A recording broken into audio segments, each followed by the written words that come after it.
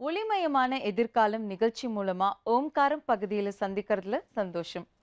உங்களுடைய வாழ்க்கையில் மென்மேலும் வளர்ச்சி பெறவும், பிரச்சனைகள் தீரவும், ஜாதக ரீதியான சந்தேகங்களுக்கு விடை காணவும் யோகா ஆஞ்சநேயர் சக்தி பீடம், அனுமன் உபாசகர் ஜோதிட சிம்மம், திருவல்லிக்கேணி சுவாமி கண்ணன் பட்டாச்சாரியா சப்தரிஷி வாக்கியம் மூலம் உங்களுடைய பிரச்சனைகளுக்கு தீர்வு சொல்லுவார். வணக்கம் சுவாமிஜி. சௌதத்மார்த்தாதிகம் கர்ம நிகிலம் ஏன சூத்ரிதம் தஸ்மை சமஸ்த வேதார்த்த விதே விகணசே நமக. வக்ரதுண்ட மகாகாய சூரியகோடி சமப்பிரபா நிர்விக்னம் குருமே தேவா சர்வகாரேஷு சர்வதாம்.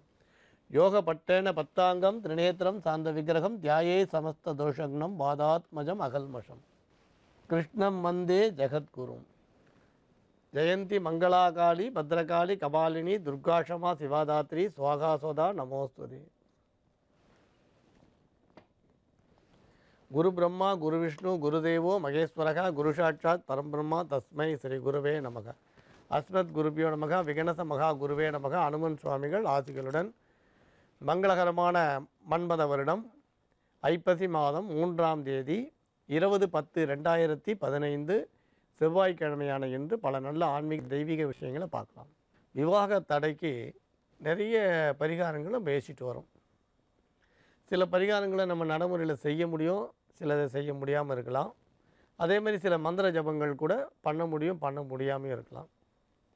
இதில் நிறைய விரதங்களும் இருக்குது. விவாகம் முடியறதுக்கான உங்களுக்கு நிறைய விரதங்களும் இருக்குது. இப்போ சொல்ல போகிற விரதம் கொஞ்சம் எளிமையான முறையில் பலன் தரக்கூடிய வகையில் நம்ம செய்யலாம்.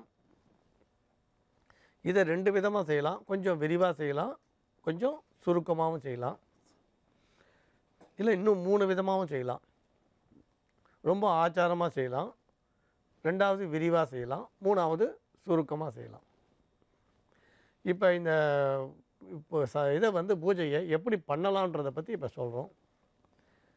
விவாகம் நடக்க வேண்டிய பெண்ணோ அல்லது பெண்ணோட அம்மாவோ இல்லை அவங்களுக்கு நெருங்கிய உறவினர்களாக சகோதரியோ இதை செய்யலாம். இது ரொம்ப எளிமையானது. வீட்டிலையே நம்ம பண்ணலாம் இந்த பூஜையை.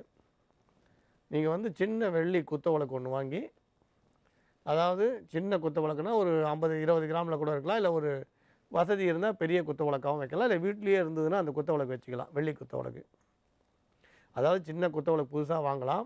இல்லை வீட்டில் இருக்கக்கூடிய வெள்ளி குத்த விளக்கும் உபயோகப்படுத்தலாம். சின்ன குத்த விளக்குனா ஒரு 500 ரூபா 1000 ரூபா தான் ஆகும். அந்த மாதிரி ஒரு சின்ன குத்த விளக்கு வாங்கிக்கோங்க.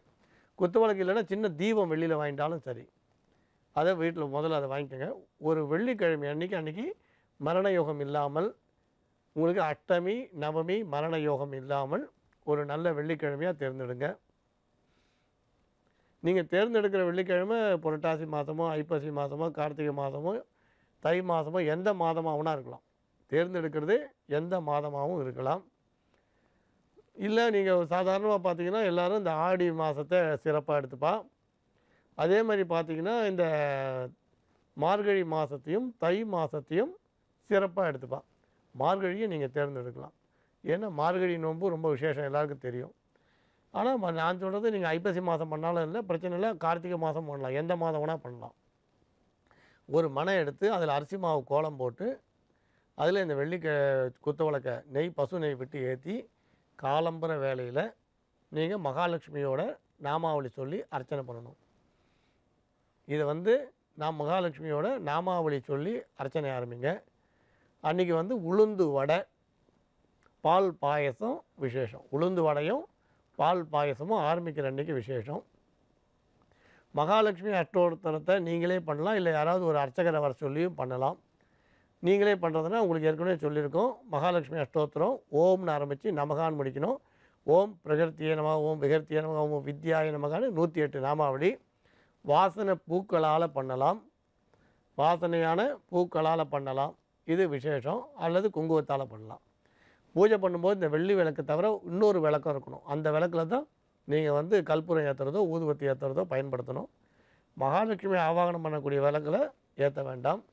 முதல் நாள் ஆரம்பிக்கிற அன்றைக்கி உங்களுக்கு பாத்தியம் அர்க்கியம் ஆச்சமணியும் சொல்லுவாள். நீங்கள் அதை அந்த பூஜா புக்கில் பாருங்கள் போட்டிருக்கோம். சோடச உபச்சாரங்கள்னு சொல்லுவாள். இந்த வெள்ளிக்கிழமை பூஜைன்றது 9 வெள்ளிக்கிழமை செய்யணும். இந்த பூஜையை 9 வெள்ளிக்கிழமை செய்யணும். இதை நீங்கள் அர்ச்சனை பண்ண உடனே உங்களுக்கு அதுக்கப்புறம் தூப தீப பாத்தியார்க்கி ஆச்சமணிகள்லாம் சோடசோபச்சாரம் முடித்து பாலும் உளுந்து வடையும் நைவேத்தியம் பண்ணிவிடுங்க. அடுத்த வெள்ளிக்கிழமை நீங்கள் பால் மட்டும் பண்ணாலும் சரி, உளுந்து வடை பண்ணணுன்ற அவசியம் இல்லை. வெறும் பசும்பால் நைவேத்தியம், கல்கண்டு, வெத்தலைப்பாக்கு, தாம்பூலம் நைவேத்தியம் பண்ணால் போகிறோம்.